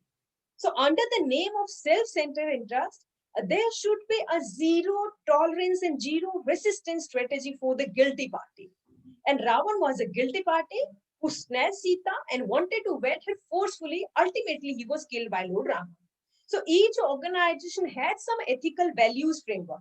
So every one of the representatives should comprehend its importance and figure out how to follow to stay away from exacting and corrective activities against them. So these were the all practices which are exemplified in Ramayana. So now at last we can find some inferences out of that and we can take away some learning from Ramayana. So Ramayana elaborates exercises on management which are clear and straightforward, and the excellence lies in their comprehensiveness. And it is a normally accepted recommendation that corporate leaders and managers need to act distinctively in respective enterprises as per ethical system for a culture explicit governance practices. And the accomplishment of the enterprise relies on initiative of the management and leadership in driving with humanistic values, moral and ethical values, trustfulness, loyalty, complete devotion and commitment towards the association, and their capacity to make the appropriate decision at appropriate time by building up solid unions for monstrous accomplishment on shared concern. And we know the learning from Ramayana is perfectly about the leader. A great leader is a person who arranges the whole conduction of the occasion that conveys anticipate outcome and should prepare the subordinate to stand brave in difficulty and form and lay an essential vision and mission that serve the moral with worth framework, and always assess your victories dependent on the accessible assets and its possession to the prompt techniques, and must have a straightforward, sound correspondence framework and reliable groups, and the effective and transparent communication system. So Ramayana is one of such Indian epic that has a tremendous potential to change our consistently human existence, be it a professional management or in a personal human life. It never stopped to motivate us in a little cases, even after ages. So that is what all about. We found some of the examples of management practices in the Ramayana. Though I accept that we did have a very little knowledge about the great literature or the great epic of Ramayana, but still we have tried. We may have some errors, or we may have some faults in this conduction, but we may be excused for that. But we tried our level best to discuss about some of the practices of Ramayana and management. Thank you, sir. Thank you. Thank you so much. Again, wonderful presentation that you have made. Very detailed analysis that you have done on management perspective of Ramayana. And I think this paper, if you can work more, you will be able to publish this paper. Okay. In fact, all the papers are good for publication. Very good Thank you so much, sir. Thank you. papers that you all have presented so far. And thank you again. And for the participants who have any questions, please write in the chat box. Okay. So we have due to the time, we need to rush. We have another one more paper to be presented. This presentation is titled "Tell Ram Where He Needs to Live." It's a very nice title here that will be presented to us by Mr. Satish Agarwal. Okay, without wasting any more time, let me call upon Mr. Satish Agarwal to present his paper. Over to you, sir. Thank you, sir. Thank you very much. Respected and Right Honorable Dr. Bala Muniappan, who taught us Valmiki Ramayana for the last 1 full year. Our respectful regards to him and the distinguished guests and scholars present here. My paper is in Hindi. Apart from besides the word of business and management, my paper is on bhakti and emotions. And it is in Hindi. मैं भगवान श्री राम की स्तुति के साथ अपनी बात प्रारंभ करना चाहूँगा. लोकाभिरामं रणरंगधीरं राजीवनेत्रं रघुवंशनाथं कारुण्यरूपं करुणाकरं तं श्रीरामचन्द्रं शरणं प्रपद्ये. श्रीरामचरणं शरणं प्रपद्ये. The subject of my talk is Ram पूछते हैं, राम की बताएं वे कहाँ रहे. भगवान श्री राम वन गमन के लिए प्रस्थान करके सीता एवं लक्ष्मण सहित गंगा पार करके महर्षि वाल्मीकि के आश्रम में जा पहुंचते हैं. वहां पहुंचकर उन्होंने महर्षि वाल्मीकि को अपने पिता के आदेश का पूर्ण वृत्तांत बताया। उन्हें बताया कि किस प्रकार उनकी जो माता हैं कैकेयी, उनके 2 वचन को पूरा करने के लिए उनके छोटे भाई भरत को राज्य सौंपकर और उन्हें 14 वर्ष वनवास में वन में रहने का आदेश मिला है। और इस तरह से वो वन में रहने के लिए आए हैं और सहसा ही वे पूछ बैठते हैं, अस जिय जानि कहिय सोई ठाऊं, सिय सो मित्र सहित जिय जाऊं, कि हे मुनिवर, मुझे वह जगह बताइए जहाँ मैं सीता और लक्ष्मण के साथ कुछ समय व्यतीत कर सकूं। I will just speak a few words in English also for the convenience of those who are not very familiar with Hindi. Reverend Ram asks, he says, Maharishi Valmiki, tell me where do I live with Sita and my brother Lakshman during my exile period. Valmiki ऋषि भगवान राम की यह बात सुनकर मुस्कुरा पड़ते हैं और अपने मन में सोचने लगते हैं कि सकल ब्रह्मांड के स्वामी सर्वव्यापी परमेश्वर का यह कैसा मासूम सा प्रश्न है। वे निशब्द हो जाते हैं। He becomes stubborn and सोचने लगते हैं, starts thinking कि what to reply, what to say him. उन्हें कौन सी ऐसी जगह बताई जाए कि वे जहाँ न रहते हों। राम तो कण कण में व्याप्त हैं। He is everywhere, he is in everything, he is in every human being, he is in every part of the part and particle of the world. तो मैं उन्हें कहाँ बताऊं कि वो कहाँ रहे। ऐसी कोई जगह नहीं है जहाँ वे न हो। वे तो सर्वव्यापी हैं। और उनके इस सहज प्रश्न को सुनकर गोस्वामी तुलसीदास जी लिखते हैं कि सहज सरल सुनी रघुबर बानी, साधु साधु बोले मुनि ज्ञानी, कि भगवान राम की इतनी सहज और सरल बात को सुनकर महर्षि वाल्मीकि साधु साधु कहते हैं, ग्रेट ग्रेट कहते हैं। और आगे लिखते हैं, पूछत मोहि की रहो कहें, मैं पूछत सकुचाऊं, जह न हो तह देव कही, तुम्हें दिखाओ टाऊं। यानी कि आपको यह कहने में मुझे संकोच हो रहा है, I am hesitating to tell you, कि मुझे वह स्थान बता दीजिए जहां आप नहीं हैं, कि where you are not there, ताकि मैं चलकर वह स्थान आपको दिखा सकूं, so that I can show you that place. इस प्रकार like this entire dialogue between भगवान Ram and Maharshi Valmiki becomes very interesting. लेकिन चूंकि श्री राम का आग्रह था, इसलिए महर्षि वाल्मीकि को जवाब तो देना ही था।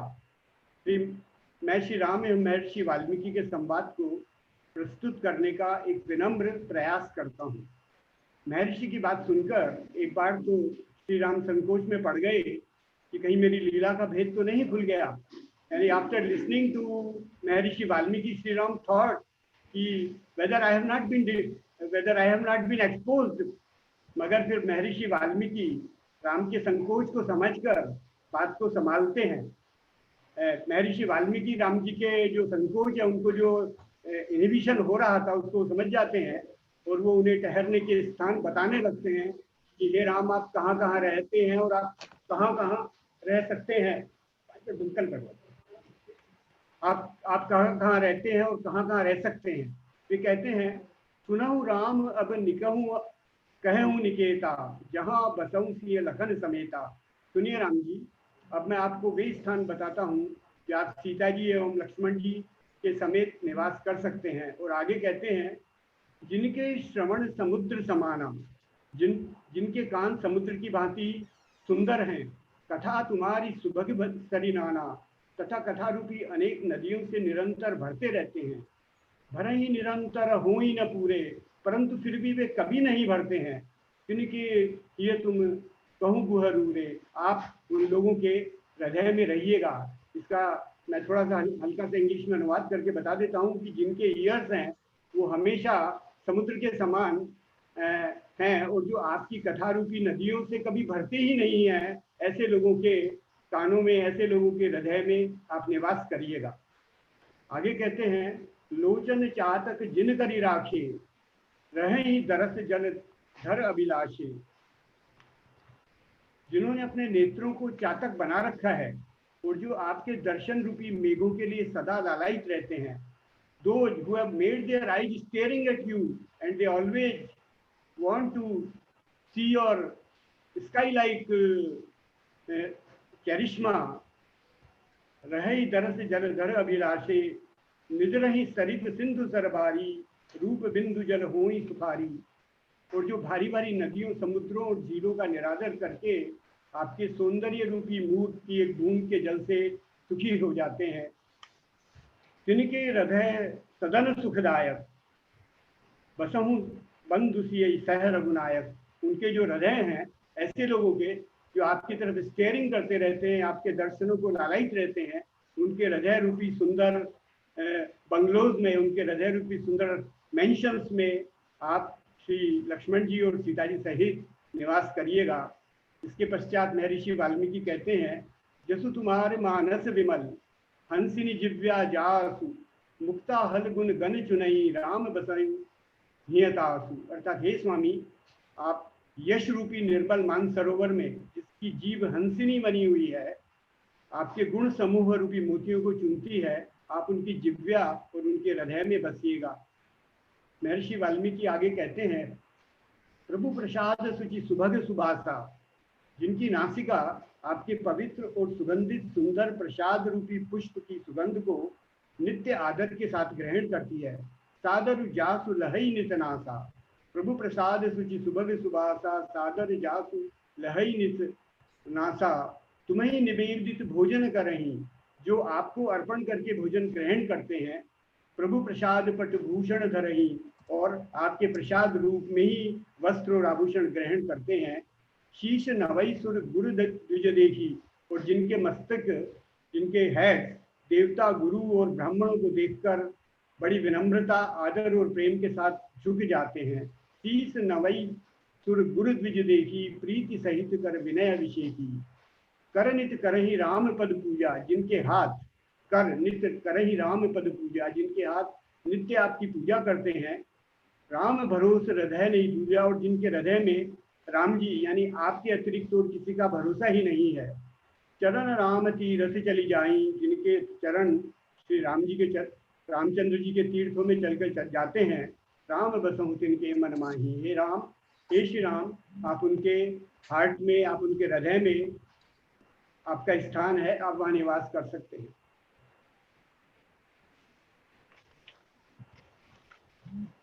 आगे महर्षि कहते हैं वाल्मीकि, मंत्र राजनित जपहि तुम्हारा, जो नित्य आपके राम नाम रूपी मंत्र का जाप करते हैं। पूजा ही तुम्हि सहित परिवारा, और सपरिवार आपकी पूजा करते हैं। तर्पण होम करहि विधि नाना, अनेकों प्रकार से तर्पण और हवन यज्ञ आदि करते हैं। विप्र जवाई देहि बहुदाना, और ब्राह्मणों को भोजन आदि कराकर दान देते हैं। तुमते अधिक गुरु हैं गुरहि जिय जानी, जो गुरु को हृदय में आपसे भी बड़ा मानते हैं। सकल भाए से वही सन्मानी, और सर्वभाव से सम्मान के साथ उनकी सेवा करते हैं। ये सब लोग, महर्षि आगे कहते हैं, सबु करी मांग रही एक फल। ये उपरोक्त समस्त कर्मों को करने वाले लोग केवल एकमात्र यही फल मांगते हैं, रामचरित रति हो, कि रामचरण रति हो, कि श्री राम जी के चरणों में हमारी प्रीति हो। तिनके मंदिर मन मंदिर बसहूं सिय रघुनंदन दोय, आप उन लोगों के मन रूपी मंदिरों में सीता जी और रघुकुल को आनंदित करने वाले आप श्री राम और सीता दोनों निवास करें। महर्षि वाल्मीकि आगे कहते हैं, काम कोह मद मान न मोहा, लोभ न क्षोभ न राग न दोहा। अर्थात जिनके न तो काम है, न क्रोध है, न मद है, न अभिमान है, न मोह है, लोभ न क्षोभ न राग न दोहा, न जिन्हें लोभ है, न क्षोभ है, न राग है, न द्वेष है। जिनके कपट दंभ नहीं माया, और न जिन्हें कपट है, दंभ है, और जिन्हें माया का घमंड है, तिनके हृदय बसऊ रघुराया। और हे रघुराज, आप उनके हृदय रूपी मेंशन में, हृदय रूपी महल में निवास करिएगा। आगे महर्षि वाल्मीकि कहते हैं, सबके प्रिय सबके हितकारी, जो सबके प्रिय और सबका हित करने वाले हैं। दुख सुख सरिस प्रशंसा गारी, जिन्हें दुख और सुख, प्रशंसा और निंदा, प्रशंसा और गारी, गारी मानी निंदा, एक समान है जिनके लिए। कहें सत्य प्रिय वचन विचारी, जो विचार कर सत्य और प्रिय वचन बोलते हैं। जागत सोवत शरण तुम्हारी, जो जागते सोते आपकी आपकी ही शरण में रहने का चिंतन करते हैं। तुम्हें छाड़ी गति दूसरी नाही, जिनको आपको छोड़कर जिनको दूसरी कोई गति आश्रय नहीं है, कोई दूसरा सहारा नहीं है। राम बसहु तिनके मन माही, हे श्री राम आप उनके मन में बसिएगा। वो जो है वो जगह आपके लिए बहुत उपयुक्त है। आगे महर्षि कहते हैं, जननी समझा नहीं पराई, जन्म देने वाली माता के समान जानते हैं।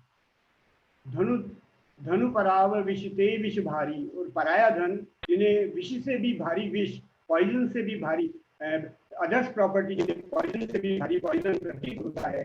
ये हर सही पर संपत्ति देखी, और जो दूसरे की प्रॉस्पेरिटी को देख के खुश होते हैं। दुखित होई पर विपत्ति दिखेगी विशेषी, और दूसरे का दुख देखकर, दूसरे का सौरव, दूसरे का अनप्लेजेंटनेस देखकर जो दुखी होते हैं। जिन्हें राम तुम प्राण प्यारे, जिन्हें आप प्राणों से भी प्यारे हैं, तिनके मन शुभ सदन तुम्हारे, उनके मन आपके लिए बहुत सुंदर वासस्थान है प्रभु, आप वहाँ निवास कीजिएगा। आगे कहते हैं, स्वामी सखा पितु मातु गुरु, जिनके सब तुम तार, यानी कि जिनके स्वामी सखा पिता माता और गुरु सब कुछ आप ही हैं। स्वामी सखा पितु मातु गुरु, जिनके सब तुम तात, आप उनके मित्र भी हैं। मन मंदिर तिनके बसऊं, आप उनके मन रूपी मंदिर में सिंह सहित दो भात, आप दोनों भाई सीता सहित वहाँ निवास कर सकते हैं। आगे और कहते हैं वाल्मीकि ऋषि, अवगुण तजी सब किए गुण गाही, जो अवगुणों को छोड़कर सबके गुणों को ग्रहण करते हैं। विप्रधेनु हित संकट सहई, जो ब्राह्मण और गोमाता के लिए संकट सहते हैं। अवगुण तजी सब के गुण गहही, अवगुणों को छोड़कर सबके गुणों को, दूसरों के गुणों को ग्रहण करते हैं। विप्र धेनु हित संकट सहई, ब्राह्मण और गोमाता पर अगर कोई विपत्ति आती है तो उसको दूर करने के लिए जो संकट को सहते हैं। नीति निपुण जिन कह सब लीगा, जिनकी नीति निपुणता में, जिनकी जगत में मर्यादा है। घर तुम्हारे जिन कर मनुनी का, उनका सुंदर मन आपका ही घर हो सकता है। आगे कहते हैं वो, गुण तुम्हार समुझाई निज दोषा, गुण तुम्हार समुझाई निज दोषा, यही सब भांति तुम्हारे भरोसा। जो गुणों को, जो जितने भी उनके अंदर गुण हैं उनको वो आपको समर्पित करते हैं, और जितनी भी अवगुण हैं उनके अंदर उनको वो अपना समझते हैं। राम भगत प्रिय लागई जेही, और जिन्हें राम के भक्त हैं वो प्यारे लगते हैं। यही उर बसहु सहित वैदेही, उनके हृदय में आप वैदेही यानी सीता सहित निवास कर सकते हैं।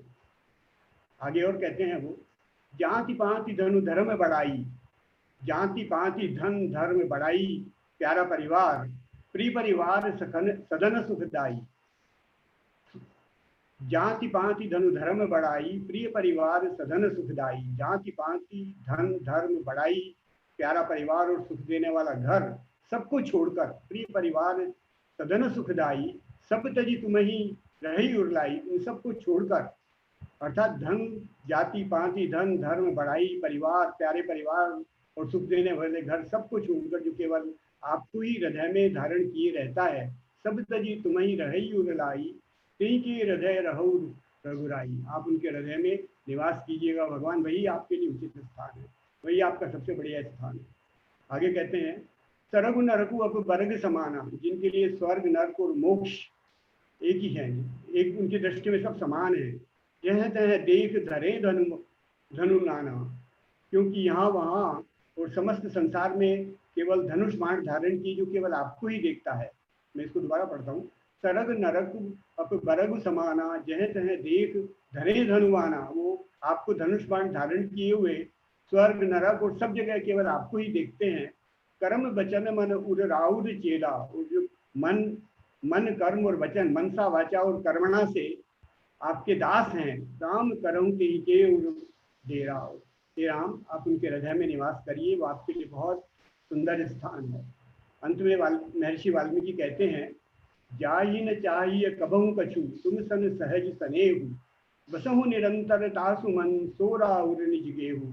अर्थात जिनको कभी कुछ भी नहीं चाहिए और जिसका आपसे स्वाभाविक प्रेम है, नेचुरल लव है, यानी जो आपको निस्वार्थ बिना किसी ग्रीड एंड किसी आशा के आपको प्रेम करता है, आप उनके बसव निरंतर तासु मन सो राउर निज गेहु, आप उनके मन में निरंतर निवास कीजिएगा, वह आपका अपना घर है श्री भगवान राम। इस प्रकार मुनिवर वाल्मीकि जी ने श्री राम को अनेकों घर दिखाए, जो ऊपर मैंने वर्णन किया, जिनमें वे निवास करते हैं, अभी भी निवास करते हैं, वो हमेशा निवास करते हैं और वे निवास कर भी सकते हैं। फिर भी उन्हें उस समय, फिर भी एक प्रैक्टिकल व्यू लेकर के महर्षि वाल्मीकि ने उस समय वनवास के समय तात्कालिक निवास के लिए एक सुखदायक आश्रम बताते हुए कहते हैं,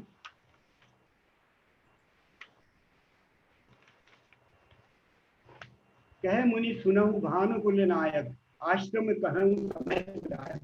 और अंत में महर्षि वाल्मीकि जी कहते हैं कि हे भानुकुल के नायक, सुनिए, अब मैं आपके इस वनवास के समय के लिए एक सुखदायक निवास स्थान बताता हूँ। और वो उन्हें बताते हैं कि चित्रकूट गिरि करहु निवासु, तह तुम्हारे सब भांति वासु। आप चित्रकूट पर्वत पर निवास कीजिए, वहाँ एक छोटी सी पर्णकुटी बनवाकर आप वहाँ निवास कीजिए। वह स्थान आपके लिए सर्व प्रकार आपके वनवास काल के लिए, आपका जो वनवास काल का 14 वर्ष का समय है, उसको व्यतीत करने के लिए अत्यंत सुखदायी होगा। वहाँ अनेक प्रकार के ऋषि मुनि तपस्वी निवास करते हैं, सब प्रकार के सुंदर जलाशय हैं, फल फूल, प्रकृति का सौंदर्य है। उस स्थान पर आप बहुत आनंद पूर्वक, आराम पूर्वक वह निवास कर सकते हैं। और भगवान राम ने लगभग 12 से 13 वर्ष तक उस स्थान पर निवास किया। उसके पश्चात ही वो पंचवटी की ओर प्रस्थान किए। जय Shri Ram. Jai Sri Ram. Thank you. Thank you again. Thank you to Mr. Satish Agarwal. Although I'm not able to follow in Hindi, okay, I can see that you have made one wonderful presentation, very poetic language that you have used, and you have quoted extensively as well. Okay, thank you so much. Okay, thank you.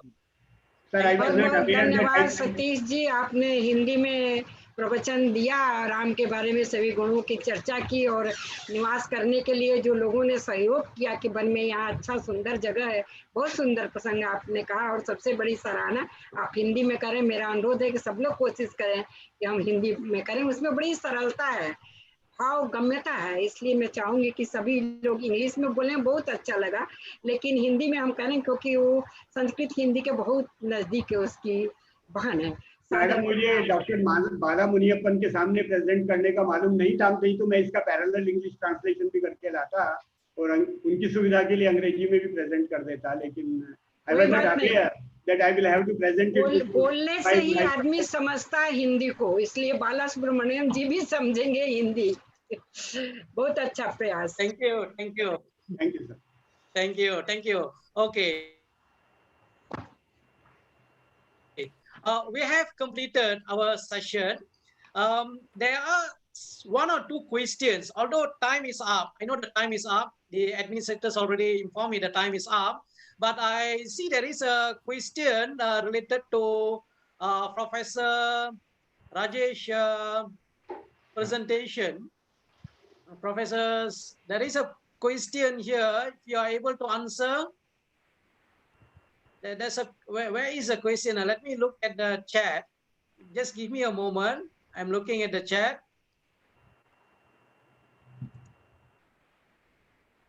Okay, there is a question. See, I'm unable to look for that particular question. Too many in the chat box. Okay, I'm able to find it. So Professor Rajesh, it's actually a comment, but he wants some comments. This is from Dr. N. Dr. N. Professor Rajesh Mishra, excellent presentation with case studies. Professor Mishra, have you read the questions from the chat? Or if you want to provide any comments to that? Yeah. Actually, the question is that whether if I remember correctly, it was Ravana ignored the threats because he intentionally ignored, or because of some proud kind of thing. I think so. That kind of question was there, because I could not locate. I read that time. So basically, it is both, because he was arrogant he could not see the threat. One aspect. And was he overconfident? Second question was that. So yes, he was overconfident also. So as per me, it was mixture of both. He was overconfident about his abilities and his strategic position. And moreover, he was so arrogant that he don't want to listen the other way around. So it is mix of both.